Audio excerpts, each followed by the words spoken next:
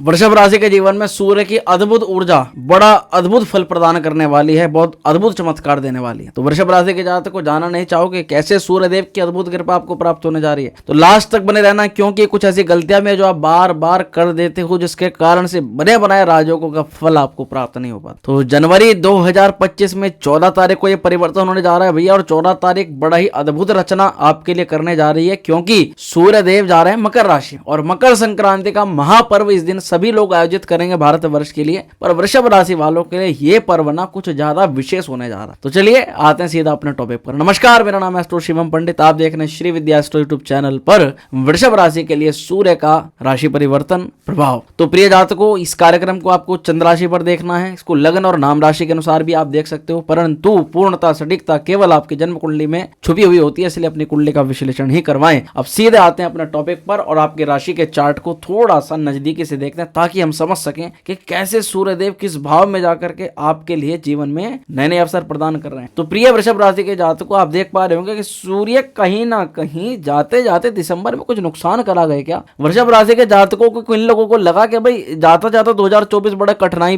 भरा हो गया है, या कुछ चीजें छिन गई आपके हाथ से, कुछ नुकसान हो गया, या फिर स्ट्रेस लेवल कुछ पहले से ज्यादा है, वो कमेंट जरूर करिएगा, क्योंकि सूर्य की स्थिति दिसंबर 2024 में इतनी अच्छी नहीं देखी जा रही थी। अभी भी 14 जनवरी तक सूर्य अष्टम भाव के अंदर रहेगा, तो कहीं ना कहीं आप लोगों के लिए तो ये डबल लाभ देने वाला गोचर होने जा रहा है, क्योंकि अष्टम से निकल करके सूर्य भाग्य स्थान पे आ रहे हैं। मैं आपको बताना चाहता हूं, अष्टम भाव जो है वो चुनौतियों का, गुप्त रहस्यों का, कहीं ना कहीं मृत्यु का और संकटों का भाव माना जाता है। इसमें अगर आपके चतुर्थ कारक सुख का मुख्य आपका डिस्टर्बेंस हो, देखिए वे लोग जरूर बताइएगा जिन लोगों का पारिवारिक माहौल में कुछ डिस्टर्बेंस ज्यादा हुआ हो, या स्टेबिलिटी छिन गई हो, परिवर्तन नौकरी में अचानक कोई लगाओ कि कुछ चीजें छूट गई आपसे, जो स्टेबल था, जो आपके हाथ में था, वो हाथ में आया लड्डू वो चला गया अगर एक ही झटके के अंदर, तो वे लोग जरूर बताइएगा। वो हो सकता है कि कुछ भी हो सकता है। देखो ऐसा कई बार हमारे करियर से नौकरी चली जाती है, कई बार हमारे रिलेशनशिप में आया हुआ लड्डू हमारे हाथ से चला जाता है, आप समझ सकते हो। ऐसे ही पढ़ाई वालों के लिए भी कई बार बिल्कुल आई हुई जॉब जो हाथ से चली जाती है। तो किन लोगों को लगा कि ऐसा हुआ है 2024 के लास्ट में दिसंबर में, वे लोग जरूर बताएगा कि सुख डिस्टर्ब हुआ है, सुख में परेशानी आई है। परंतु 14 जनवरी के बाद में अद्भुत परिवर्तन है। 14 जनवरी 2025 को किस्मत चमकेगी, क्योंकि स्वयं सूर्यदेव अब उस किस्मत को चमकाने के लिए आ चुके हैं। देखो मकर संक्रांति का महापर्व है भैया, और मकर संक्रांति पूरे भारतवर्ष में या भारतीय जहां जहां भी रहते हैं हिंदू मुख्यतः, वे लोग इस महापर्व को जरूर मनाते हैं। 14 जनवरी तारीख नोट कर लेना, क्योंकि इस दिन आपको कुछ करना भी है, कुछ ऐसा करना है जो केवल आपको प्रॉफिट देगा, आपको लाभ देगा। वृषभ राशि के जातक को अष्टम से निकल करके नवम भाव में सूर्यदेव प्रवेश करेंगे। यह मकर संक्रांति का महापर्व है। इस दिन जो है ना, व्यक्ति को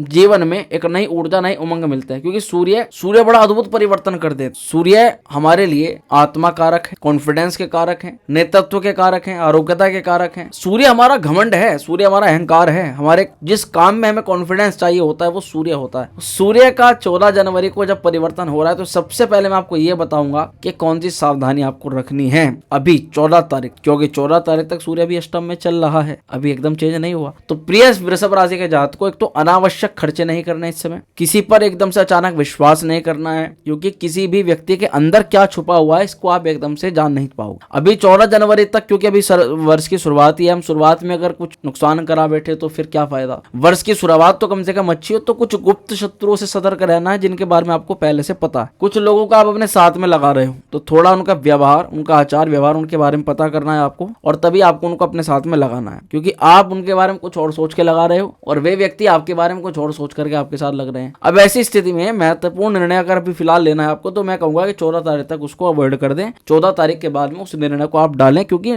डिसीजन लेने वाला, एक निर्णय लेने वाला निर्णायक ग्रह सूर्य महाराज अभी थोड़ा 14 तारीख तक अष्टम में। ये बात आपकी समझ में आ गई। अब आए हम 14 तारीख के बाद। 14 तारीख के बाद में शुरू होगा लाभ का और खुशियों का मेला, क्योंकि सूर्य देव पहुंच चुके हैं उस समय नवम भाव के अंदर। ये भाग्य स्थान होता है, और सूर्य का भाग्य में प्रभाव होने से आपके जीवन में भी भाग्य और उन्नति के दरवाजे जो सूर्यदेव खोल देते हैं। सबसे पहले तो यही है कि सूर्य आपको भाग्य का साथ दिलवाएंगे। तो सीधा सा मतलब है कि अभी कुछ काम आपके ऐसे हुए होंगे जिसमें बड़ी मेहनत बढ़ गई होगी, वो काम हो सकता है सफल भी ना हुए, उन काम में रुकावटें अड़चने बहुत आई हो, पर जैसे ही सूर्य भाग्य में जाएगा तो आकस्मिक आपके काम और आपकी योजनाएं बननी शुरू हो जाएंगी। आपकी योजनाओं से आपको इच्छित लाभ मिलना प्रारंभ हो जाएगा। सूर्य की कृपा से जिन लोगों को विदेश जाना है, विदेश की कोई यात्रा करनी है, विदेश का कोई कार्य अटका हुआ है, जो लोग वैसे विदेश में रहते हैं, उन लोगों के लिए भी निश्चित यहाँ पर अच्छा परिणाम दिखा रहे हैं सूर्य महाराज, और धार्मिक कार्यों में इस समय आपकी रुचि बढ़ेगी। जो मकर संक्रांति के बाद परिवार के साथ में कहीं पर धार्मिक स्थल पर जा सकते सकते हैं, पूजा का आयोजन कर सकते हैं, दान पुण्य कर सकते हैं। ये तो छोटे मोटे प्रभाव है तो होते ही हैं, पर इस समय उनका अच्छा फल आपको मिलेगा। सूर्यदेव भाग्य में आएंगे तो आपको पुण्यार्जन, आपके पुण्य का प्रभाव आपको मिलेगा। तीसरा यहाँ पर है कि सूर्यदेव की जो दृष्टि है, आप देख पा रहे हैं एक एरो निकल रहा है, ये एरो जहाँ 4 लिखा हुआ है, जहाँ 4 लिखा हुआ है, सूर्य की दृष्टि वहां पर पड़ रही है। और ये जहां पर 4 लिखा हुआ है, ये है घर आपकी मेहनत का, आपके पराक्रम का, आपकी लगन का, आपके छोटे भाई बहनों का, आपके आस पड़ोस का भी भाव है। तो कहीं ना कहीं आपके आस पड़ोस में भी आपकी छवि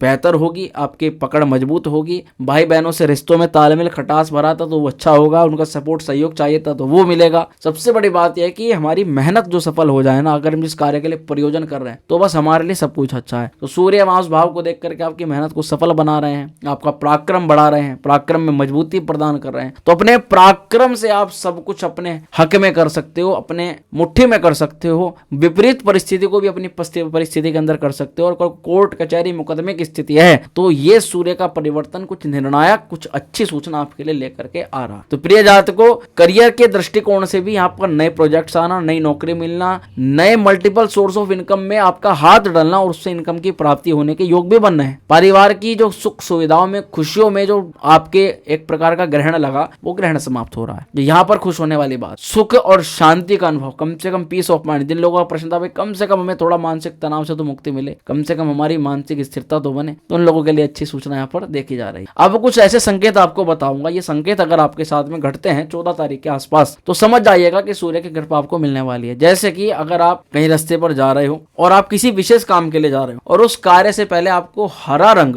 ग्रीन कलर मुख्यतः दिखाई दे बार बार, जैसे कि कोई शर्ट पहन करके आ रहा है, कोई ग्रीन कलर के आपको कुछ और चीजें दिखाई दे रही है, ग्रास दिखाई दे रही है, बीच में रास्ता खेत खलियान पड़ रहे हैं, कुछ ग्रीन कलर का अगर आपको बार बार दिखाई दे तो समझ जाना कि आपका वो काम सिद्ध होने वाला है और सूर्यदेव की अद्भुत कृपा आपको मिलने जा रही है। वहीं किसी कार्य के लिए जा रहे हो और अचानक किसी मंदिर के घंटे की आवाज, धार्मिक स्थल की कोई वाणी आपको सुनाई दे, तब भी आपको ये मानना पड़ेगा कि अब सूर्य की कृपा आपको प्राप्त होने जा रही है। और अचानक किसी धार्मिक का कोई बड़ा व्यक्ति, कोई ज्ञानी व्यक्ति अगर आपसे टकरा जाए, उसकी मुलाकात आपसे हो जाए, या केवल राम नाम नमस्कार ही हो जाए, आमने सामने आप जा रहे हो, पंडित इत्यादि या गुरुजन या कोई योग्य जन आपको सामने मिल जाए, तो आपका कहीं ना कहीं वो दिन बन चुका है, आपका वो कार्य सिद्ध होगा और सूर्य की कृपा आपको मिलेगी। घर में अचानक आप जो हल्दी की जो महक होती है, हल्दी की महक को महसूस करना, तो ये भी आपके सूर्य का एक अच्छा प्रभाव है। इसका मतलब यही है कि ये संकेत दर्शित करते हैं कि आपका जो कार्य है या सूर्य की कृपा आपको सूर्य की संक्रांति पर, मकर संक्रांति पर मिलने जा रहे हैं। अब जरूरी बात ये आती है कि मकर राशि में जब सूर्य जा रहे हैं तो वृषभ राशि वालों को वे कौन से उपाय हैं जिसको करके